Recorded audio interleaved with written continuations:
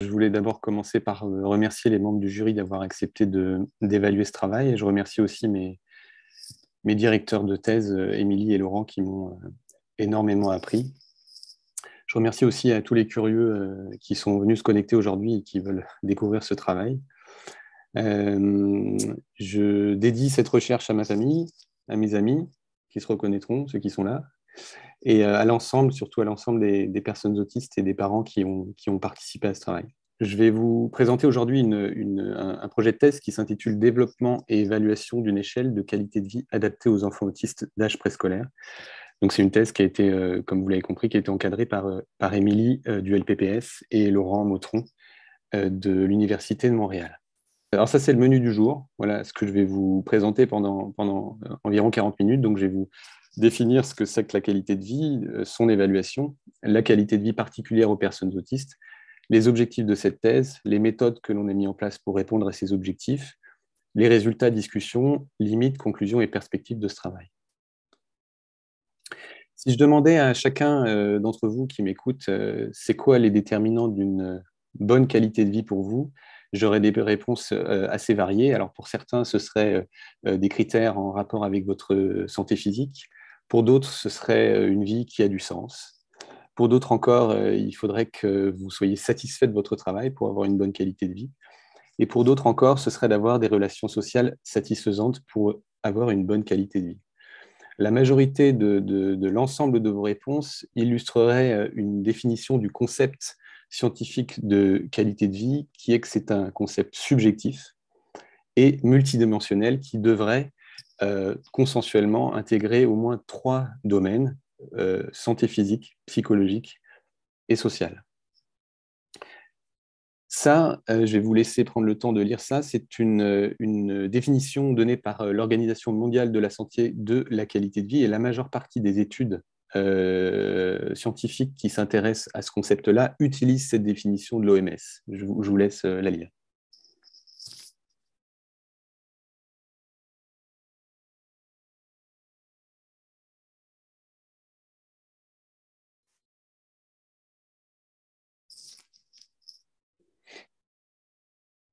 Donc, nous, on s'est inscrit dans cette définition-là, hein, pour cette thèse.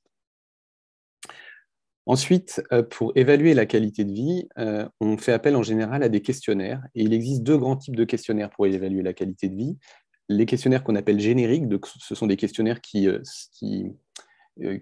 concernent la population générale, et des questionnaires que l'on dit spécifiques, c'est-à-dire qui vont cibler une population en particulier, comme par exemple les personnes cérébro-lésées, ou les personnes atteintes d'asthme, ou les personnes diabétiques.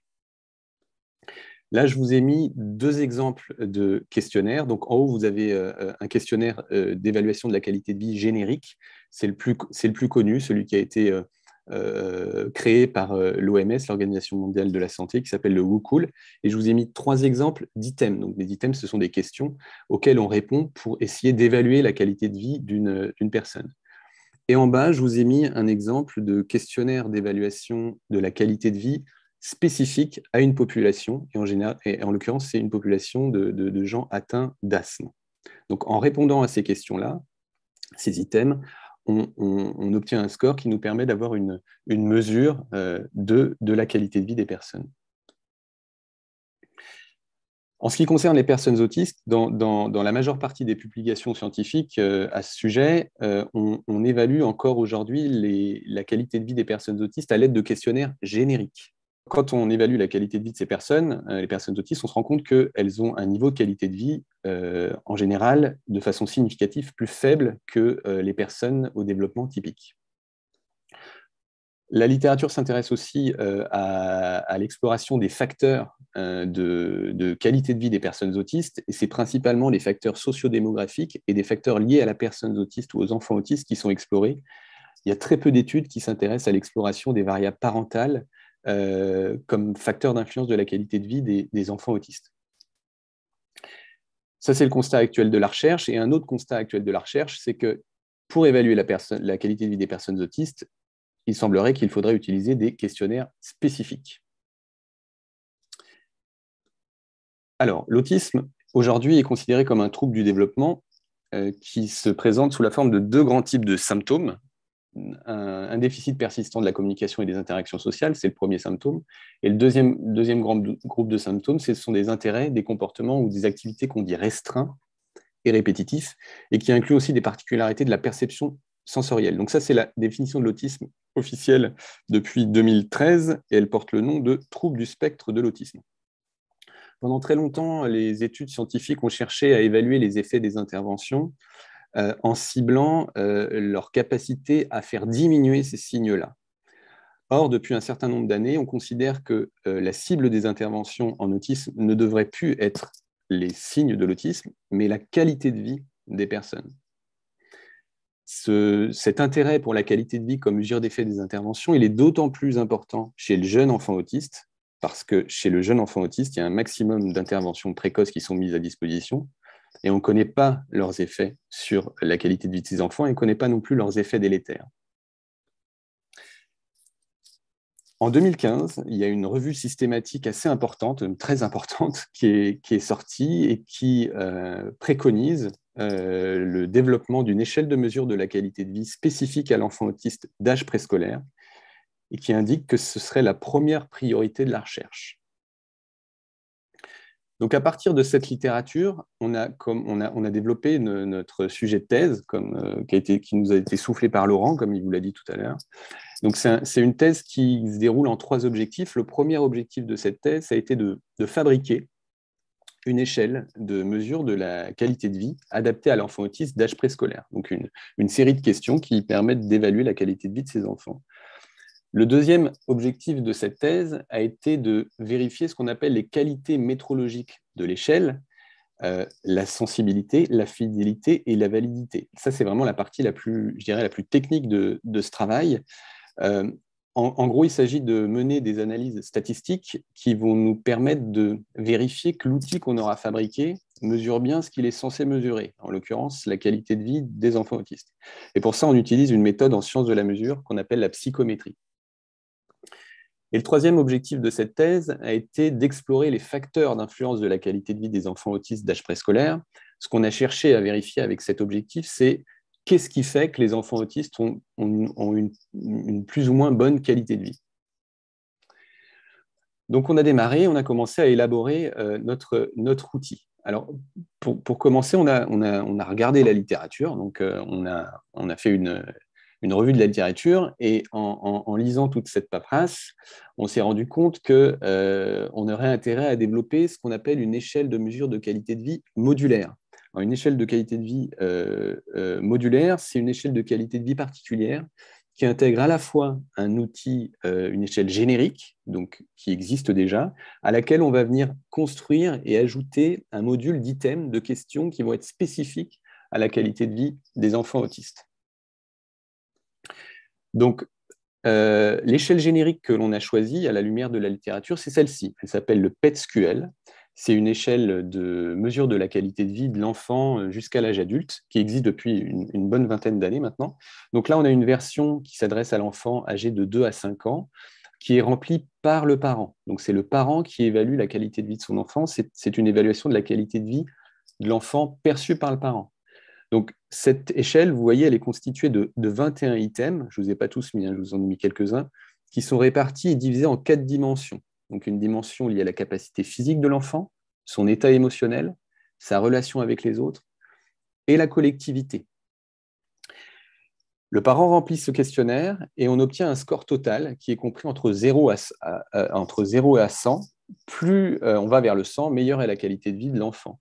Et on peut obtenir soit un score total pour l'ensemble de l'échelle, ou bien un score par dimension, ce qu'on appelle des sous-scores. La littérature conseille aussi, quand on développe une qualité de vie, une mesure de qualité de vie spécifique, la littérature conseille de faire ce qu'on appelle la recherche participative, c'est-à-dire en impliquant des personnes concernées par la condition. Donc c'est ce qu'on a fait. On a demandé à des adultes autistes de travailler avec nous en les interrogeant. Donc on a mené des entretiens semi-directifs auprès de 10 adultes autistes, en leur demandant ce qui avait été important pour eux pour que leur vie soit satisfaisante quand ils étaient plus jeunes. Alors, on a interrogé des adultes et pas des enfants parce que c'est extrêmement compliqué d'avoir accès à l'expérience subjective déjà du jeune enfant typique, mais chez l'enfant autiste, c'est encore plus compliqué. Donc les recommandations nous suggèrent d'en passer par les adultes. Donc, une fois qu'on avait mené nos 10 entretiens, on a fait une transcription de ces entretiens et on a opéré ce qu'on appelle une analyse de contenu thématique. Donc, une analyse de contenu thématique des entretiens, c'est une méthodologie qui nous permet d'essayer de révéler des thèmes majeurs de l'ensemble de ces entretiens. Et donc, notre analyse de contenu a révélé 4 grands thèmes. Donc, un thème qui concerne les intérêts particuliers des personnes autistes. Et là, je vous ai mis un exemple de verbatim d'un participant qui dit qu'il était complètement focalisé sur les chiens et les loups quand il était petit. Un deuxième thème qui concerne les interactions sociales, et je vous mets encore un exemple de verbatim d'une participante qui nous disait qu'elle n'avait aucune idée de ce qu'on attendait d'elle quand elle était petite. Un troisième thème qui concerne les différences perceptives, et on a une participante qui nous disait que personne ne pouvait lui toucher les cheveux quand elle était petite. Et enfin, un quatrième thème qui renvoie à la régularité dans l'environnement. Un de nos participants mentionnait que les rituels étaient quelque chose qui le rassurait.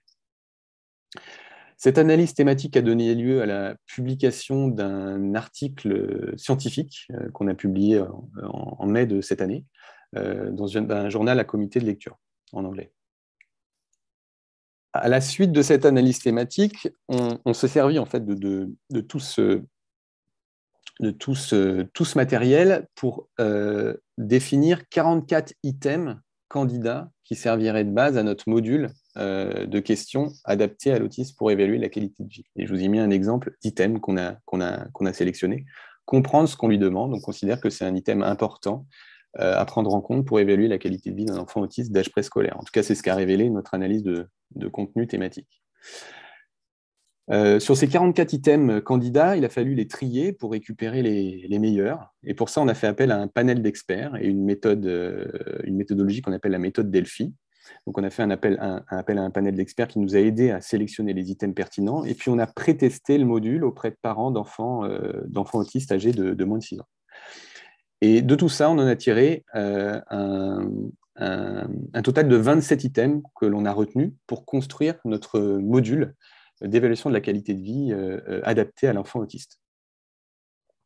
Donc voilà à quoi ressemble le module que l'on a construit. Donc on l'a subdivisé en 5 dimensions.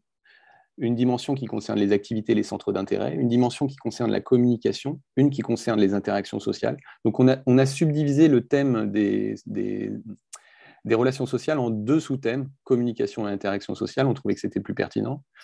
Et puis, on a un sous-thème, une dimension qui concerne les particularités sensorielles et une dimension qui concerne les habitudes et la prévisibilité. Donc, voilà ce qu'on appelle un module opérationnel d'évaluation de la qualité de vie du jeune enfant autiste à remplir en même temps que le PET-SQL générique. Donc, il est constitué de 27 items. Et ça c'est notre échelle modulaire. Donc, c'est l'outil qu'on a proposé à utiliser pour évaluer la qualité de vie d'un enfant autiste, donc à la fois à base d'une échelle générique, le PET-SQL, et le module autisme que l'on a constitué.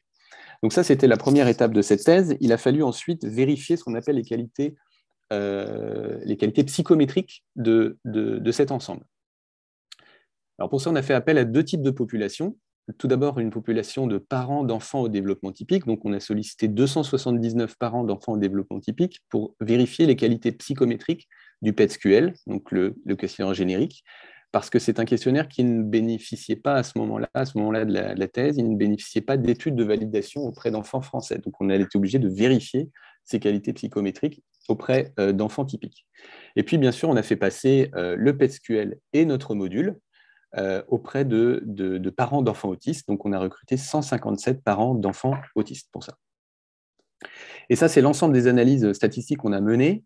Donc, on a fait une évaluation de la sensibilité de l'outil, de sa consistance interne, en calculant ce qu'on appelle le coefficient alpha de Cronbach, la validité convergente, la structure factorielle et la validité discriminante.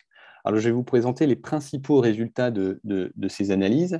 Alors, tout d'abord, concernant le PET-SQL générique auprès des enfants au développement typique, Donc, on a pu constater une bonne consistance interne avec un alpha de Cranbach de 0,82. Et l'analyse factorielle ne permet pas de faire ressortir les 4 dimensions originelles de l'outil. Elle suggère plutôt de retenir 2 dimensions, donc une dimension qui relève de l'état émotionnel, celle-là, elle est inchangée par rapport à la version originale. Et puis, tous les autres items, ils saturent sur un seul et même facteur, qui était le deuxième facteur qu'on a appelé activité quotidienne. Concernant le PET-SQL générique toujours, mais auprès des enfants autistes, on constate encore une bonne consistance interne avec un alpha de Cranbach de 0,86. Et puis pareil, l'analyse factorielle ne permet pas de retrouver la solution initiale à 4 dimensions. On a même une absence de schéma factoriel clair. Donc ça ne fait pas apparaître de dimension en particulier. La validité discriminante du PET-SQL générique montre que, l'analyse de la validité discriminante montre que la qualité de vie des enfants au développement typique est supérieure de façon significative à la qualité de vie des enfants autistes lorsqu'elle est mesurée avec le PET-SQL générique. Et ça rejoint tout ce qui a été montré, toute la littérature à ce sujet montre ça. Concernant maintenant l'analyse psychométrique du module autisme auprès des enfants autistes, donc on a observé d'abord une bonne sensibilité, il y a très peu de valeurs extrêmes dans les réponses des parents. On observe une excellente consistance interne avec un alpha de Cranbach de 0,91 pour le score total. Par contre, l'analyse factorielle ne permet pas de faire ressortir notre module à 5 dimensions comme on l'avait prévu au départ et nous suggère plutôt une solution à 3 dimensions qui serait plus appropriée, dont la dimension communication qui reste inchangée par rapport à notre outil de départ. Et les 2 autres dimensions, on les a renommées en dimensions qu'on a appelées relation à l'adulte et adaptation à l'environnement. Et l'analyse factorielle nous a aussi suggéré de retirer 3 items qui ne matchaient pas au niveau statistique. Et donc là, je vais vous montrer le module définitif que l'on a obtenu à la suite de ces analyses. Donc, il est constitué de 3 dimensions. La première, c'est une dimension qui s'appelle la communication. La deuxième dimension renvoie aux relations à l'adulte. Et la troisième dimension renvoie à l'adaptation à l'environnement. Et donc, à la suite de ça, on a refait des analyses statistiques pour vérifier les qualités psychométriques de ce module redimensionné. Et on observe cette fois un score total pour une consistance interne de 0,90 pour le score total, donc une excellente consistance interne, et une bonne consistance interne pour chacune des 3 dimensions du module redimensionné. On constate aussi une bonne validité convergente entre le PET-SQL générique et le module autisme. Par contre, l'analyse factorielle nous confirme les 3 facteurs. Par contre, elle met un item à part. L'item ne pas avoir accès à ses activités favorites. Alors, je vais vous le remontrer. Il était là. Ne pas avoir accès à ses activités favorites. Cet item-là, l'analyse factorielle ne nous permet pas de le retrouver. En fait, cet item, il va plutôt saturer sur cette dimension-là et cette dimension-là, et pas du tout sur cette dimension-là. Néanmoins, on a quand même considéré qu'il fallait garder cet item au niveau clinique. Il nous paraît essentiel d'avoir une question sur l'accès aux intérêts particuliers des enfants autistes pour leur qualité de vie. On estime que c'est fondamental. Donc, on l'a gardé. L'ensemble de ces analyses nous amène à faire des recommandations d'utilisation quand on veut, si on souhaite évaluer la qualité de vie des enfants français d'âge préscolaire. Donc, si on veut évaluer la qualité de vie d'un enfant français non autiste au développement typique âgé de moins de 6 ans, on peut utiliser le PET-SQL, il est fiable. Par contre, on suggère de ne conserver que le score total et la dimension état émotionnel. Et lorsque l'on veut évaluer la qualité de vie d'un enfant autiste français d'âge préscolaire, on peut aussi utiliser le PET-SQL, il est fiable, mais par contre, on conseille de ne garder que le score total. Et on peut utiliser le module que l'on a fabriqué, à la fois en gardant le score total ou un score aux 3 dimensions. Maintenant, je vais vous présenter le 3e objectif de cette thèse, qui a été d'explorer les facteurs d'influence de la qualité de vie des enfants autistes. Alors, pour ça, on a utilisé le même échantillon que l'on a utilisé pour l'étude des validités, c'est-à-dire 157 parents d'enfants autistes qui ont rempli le PETSQL et le module autisme. Donc ça, c'est l'ensemble des facteurs, des variables que l'on a analysées. Donc vous voyez, il y a des variables qui concernent l'enfant, des variables qui concernent le parent et des variables socio-démographiques.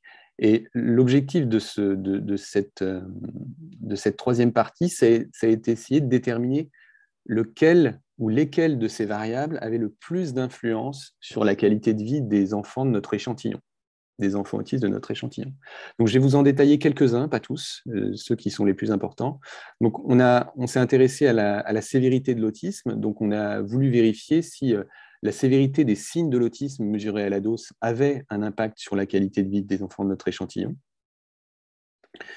Ensuite, pour ce qui concerne les variables parentales, alors d'habitude, la littérature s'intéresse aux facteurs de stress. Donc, les études mesurent le stress des parents et leur niveau de santé mentale pour voir si ça a un impact sur la qualité de vie des enfants.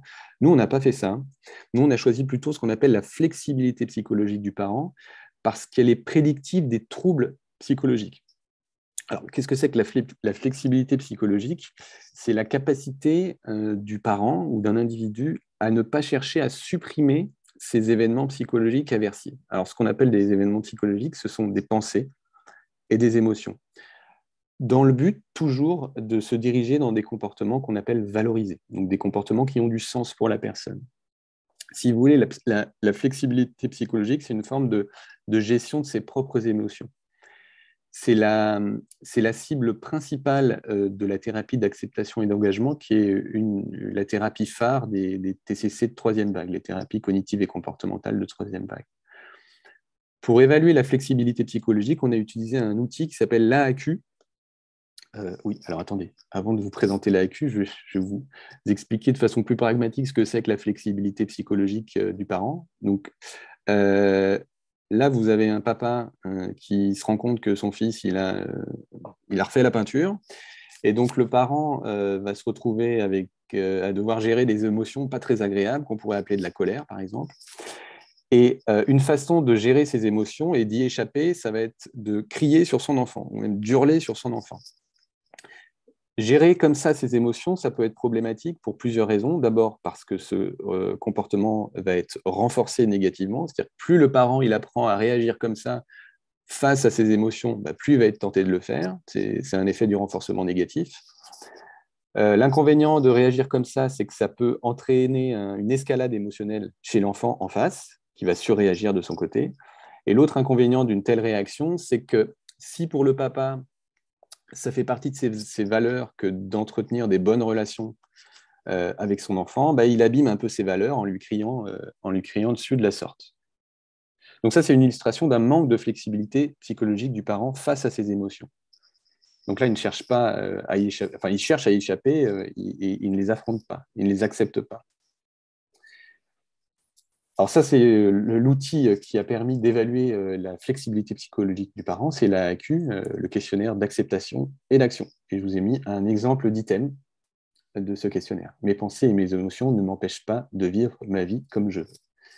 Donc si on répond par la positive à cette question, c'est un signe de flexibilité psychologique. Ensuite, on s'est intéressé à une variable en particulier de l'enfant qui est son tempérament. Alors, il y a très peu d'études jusqu'à présent, qui se sont intéressées à l'effet du tempérament de l'enfant sur sa qualité de vie. Nous, on a choisi cette variable-là parce qu'il y a de plus en plus de chercheurs et d'études qui suggèrent de retenir ce tempérament-là comme un facteur transdiagnostique qui permettrait de mieux comprendre l'hétérogénéité de la condition. Par exemple, les difficultés tempéramentales de l'enfant expliqueraient mieux les troubles du comportement que les comorbidités psychiatriques ou que même la sévérité des signes de l'autisme. Il y a vraiment un appel de la recherche de s'intéresser à cette variable. Donc c'est pour ça qu'on l'a choisi. Ça, c'est le questionnaire qui permet d'évaluer le tempérament de l'enfant. Il s'appelle l'EAS et il évalue le tempérament sur 4 dimensions. Donc une dimension qui renvoie à l'émotivité, l'activité, la sociabilité et la timidité. Et là, je vous ai mis un exemple d'item qui permet d'évaluer l'émotivité de l'enfant. Donc, l'émotivité, c'est un équivalent de la détresse. il lui arrive souvent de s'énerver pour un rien et de pleurer. Alors là, le parent, il répond entre 1 et 5. S'il répond 1, ça veut dire que l'enfant, il reste quasiment stoïque face à ses propres émotions. Et s'il répond 5, l'enfant, il surréagit à ses émotions. Il a quasiment une perte de contrôle face à ses émotions. Ensuite, on a pris toutes ces variables, donc les variables sociodémographiques, les variables parentales et les variables liées à l'enfant, et puis on a fait une sorte de cuisine. On a mis tout ça dans un entonnoir statistique pour essayer de faire ressortir quelles étaient les variables qui avaient le plus d'effet sur la qualité de vie de nos participants. Et il en a ressorti deux variables très nettes. La première, c'est la flexibilité du parent, et on a pu observer que plus le parent il était flexible, meilleure était la qualité de vie de l'enfant de nos participants. Et on a observé aussi que le tempérament était une variable très importante, enfin, très significative comme effet sur la qualité de vie. Et on a pu observer que plus l'enfant il était émotif, moins bonne était sa qualité de vie. Plus il était sociable, meilleure était sa qualité de vie. Et plus il était timide, moins bonne était sa qualité de vie. Et donc, à partir de ce système d'entonnoir, on s'est focalisé uniquement là-dessus, sur l'AQ, la flexibilité et ces trois dimensions du tempérament. Et on a examiné les relations qui existaient entre ces trois dimensions du tempérament et la flexibilité. Et on a pu observer un lien négatif significatif uniquement entre la flexibilité et l'émotivité. Ça veut dire que plus le parent il est flexible, moins l'enfant il est émotif, et inversement, plus l'enfant il est émotif, moins le parent il est flexible. Et donc, en resserrant encore cet entonnoir, on a fini par ne s'intéresser que à ces deux variables, la flexibilité du parent et l'émotivité de l'enfant. Et on a évalué l'effet d'interaction entre l'émotivité et la flexibilité du parent sur la qualité de vie de l'enfant, et on a pu observer deux choses. La première chose, c'est que l'effet positif de la flexibilité sur la qualité de vie de l'enfant, il est modéré par l'augmentation de l'émotivité. Alors, je vous ai fait un petit schéma pour illustrer ça de façon plus claire. Donc là, on observe que plus le parent il est flexible, plus on monte en ordonnée, meilleure est la qualité de vie de l'enfant. Donc le verre s'élargit à chaque fois qu'on monte. Par contre, plus l'enfant a un haut niveau d'émotivité, moins la flexibilité a du mal à améliorer la qualité de vie de l'enfant. Donc, quel que soit le niveau d'émotivité, la flexibilité permet d'améliorer la qualité de vie, mais de façon moindre, en même temps qu'on augmente en émotivité. Et la deuxième chose qu'on a observée, c'est que l'effet négatif de l'émotivité sur la qualité de vie, il est modéré par l'augmentation de la flexibilité. Donc pareil, je vous ai fait un schéma pour illustrer cette phrase un peu compliquée. Là, on voit que plus l'enfant il est émotif, moins bonne est sa qualité de vie. Donc le verre se diminue en montant. Par contre, plus le parent il est flexible, moins l'émotivité abîme la qualité de vie de l'enfant. Alors, après, on a discuté tous ces résultats. Donc, d'abord, on a observé que le PET-SQL et le module autisme, ils variaient dans le même sens. C'est-à-dire, quelles que soient les variables analysées, les deux outils ils variaient dans le même sens. Donc, ça nous suggère que les deux outils ont des propriétés conceptuelles communes. Ensuite, on a observé que la sévérité, la qualité de vie des enfants autistes n'avait rien à voir avec la sévérité la qualité de vie des enfants autistes n'avait rien à voir avec la sévérité des signes de l'autisme. Et ça, c'est ce qu'on retrouve dans la majeure partie des études qui traitent ce sujet-là. Il n'y a pas d'impact de la sévérité des signes de l'autisme sur la qualité de vie. Donc ça, on l'a vérifié aussi à l'aide de notre module adapté à l'autisme.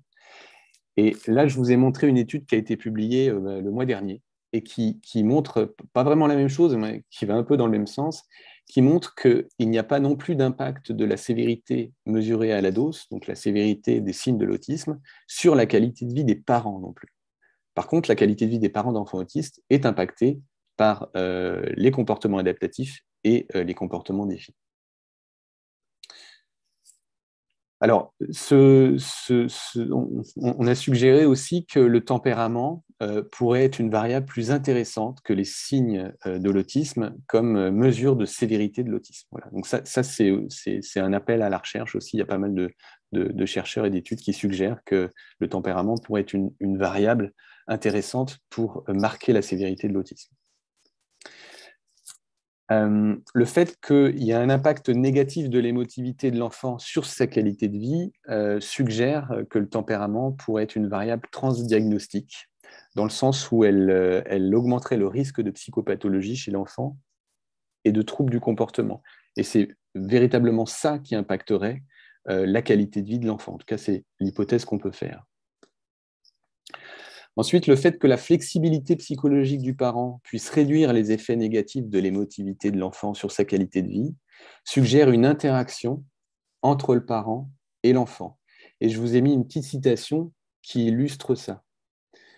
Un tempérament éprouvant chez l'enfant entraînerait des problèmes d'ajustement seulement si les parents y répondent par un affrontement ou, à l'inverse, par une capitulation. Et je vous ai montré une illustration en lien avec les illustrations de tout à l'heure d'un parent qui ne capitule pas et ne s'énerve pas face à des problématiques tempéramentales de son enfant. Donc là, on a eu une illustration d'un parent flexible. Maintenant, je vais vous proposer une hypothèse pour expliquer les effets d'interaction entre l'émotivité et la flexibilité sur la qualité de vie de l'enfant. Donc, ce ne sont que des hypothèses qui se basent sur l'analyse du comportement comme cadre théorique, la science du comportement. Donc là, ça va être un peu technique, mais... Donc, en sciences du comportement, on considère que la flexibilité, c'est la capacité du parent à faire extinction à échappement d'événements intérieurs aversifs. Donc, faire extinction à l'échappement, c'est ne pas chercher à échapper à ses pensées ou ses émotions aversives qui agiraient comme des antécédents de comportements d'échappement. Un parent flexible permettrait de préserver un peu mieux l'enfant de la résonance émotionnelle, puisque le parent surréagit moins à ses émotions, donc va moins lui crier dessus, en gros, si vous voulez. Un parent plus flexible serait probablement plus apte à tenir un cadre éducatif, c'est-à-dire que le parent a plus de facilité à ne pas céder à des demandes intempestives de son enfant. On fait aussi l'hypothèse qu'un parent plus flexible aurait une meilleure disponibilité à répondre aux besoins de son enfant. Et on sait que l'enfant autiste, il a souvent des besoins, des besoins particuliers, et notamment il a des besoins d'accès à ce qu'on appelle ses intérêts particuliers.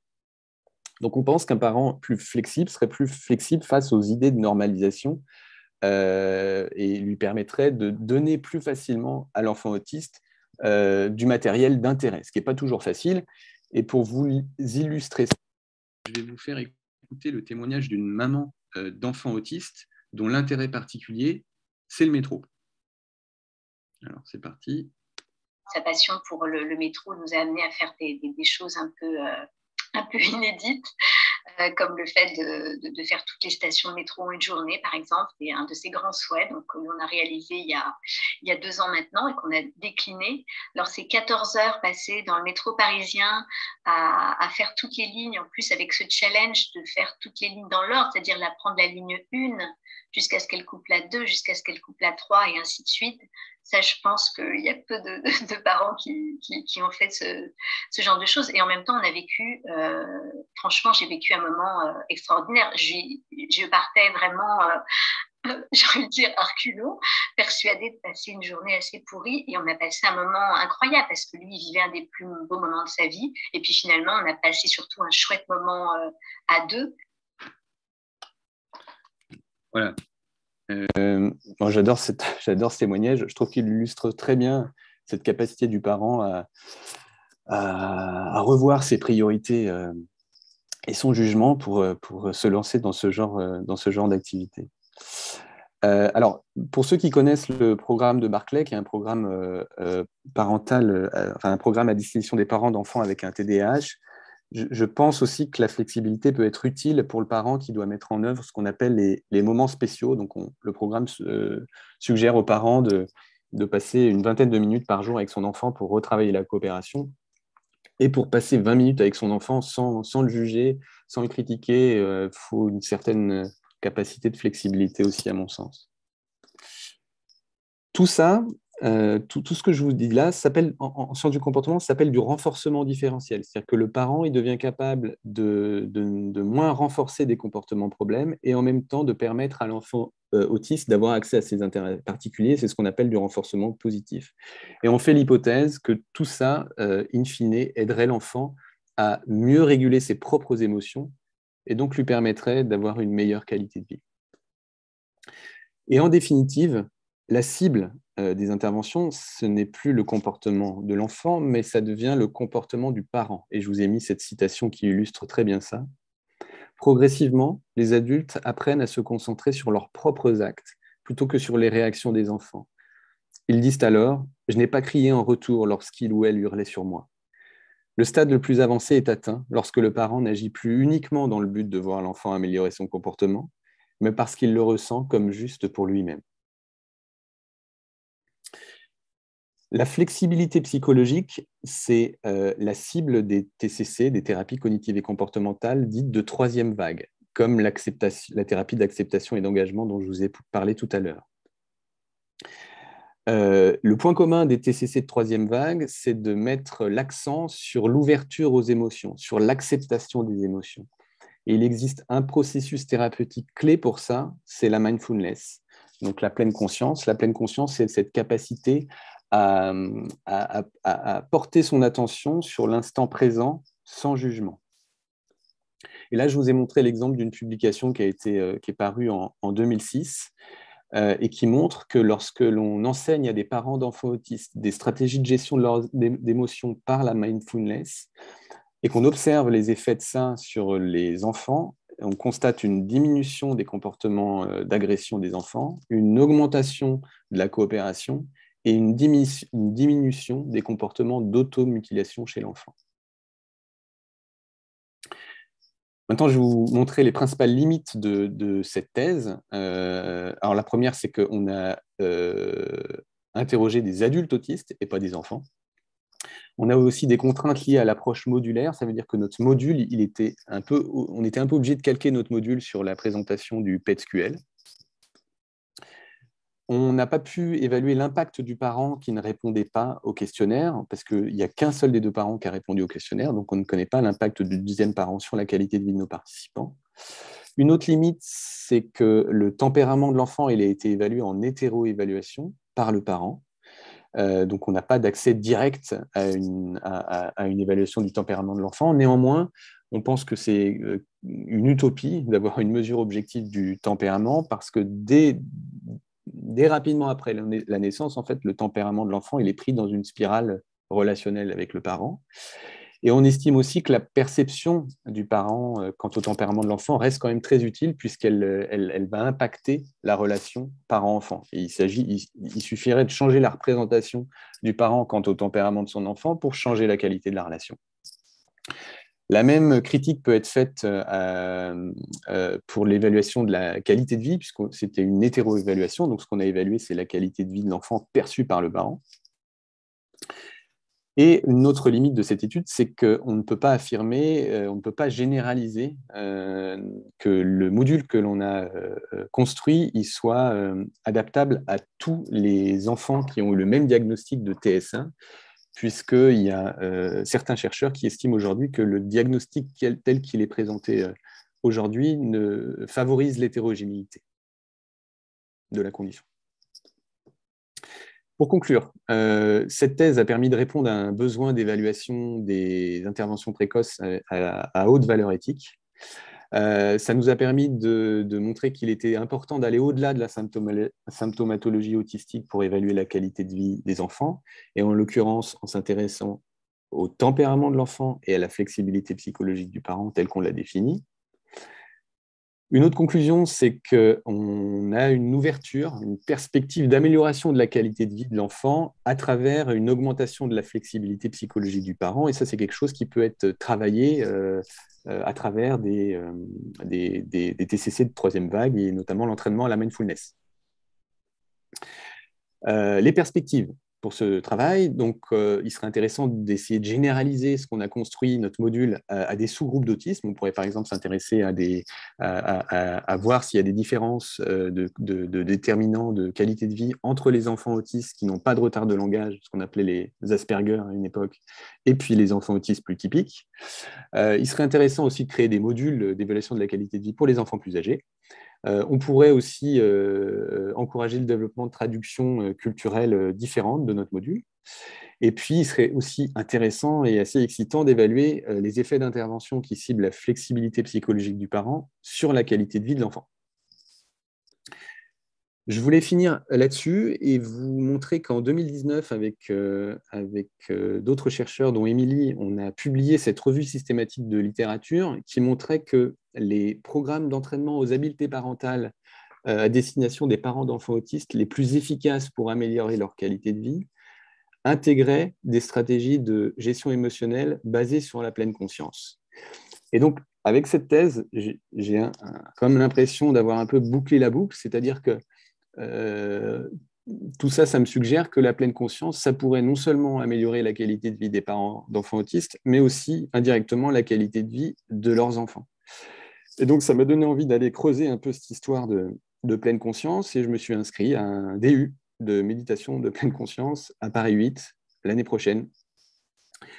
Et je finirai sur cette citation de Mathieu Ricard pour illustrer le lien entre la méditation et la qualité de vie. Et je vous laisse en prendre connaissance.